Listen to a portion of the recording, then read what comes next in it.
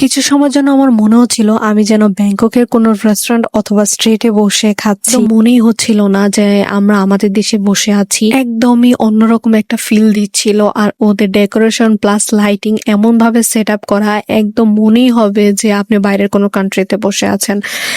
তো আমরা ফার্স্টে যাওয়ার সাথে সাথে তারা আমাদেরকে ওয়েলকাম ফুড হিসেবে ডিং ডং চিপস দিয়েছিল। দেন আমরা অর্ডার করেছিলাম তাদের হংকং মিক্স স্যুপ, যেটার মধ্যে ডাম্পলিংস ছিল, ভেজিটেবল ছিল, মাশরুম ছিল, মানে অনেক টাইপের ভেজিটেবল ছিল। আর এটা এত বেশি হেলদি আর এত বেশি ফ্লেভারফুল ছিল, সাথে রাইস নুডলসও ছিল। মানে এটা টেস্ট একদমই ডিফারেন্ট ছিল। আমি এর আগে কখনোই এই টাইপ স্যুপ ট্রাই করিনি। ডাম্পলিংসটাও অনেক বেশি মজা ছিল। আমি তো আলাদা খাচ্ছিলাম, প্লাস স্যুপের সাথে মিক্স করেও খাচ্ছিলাম।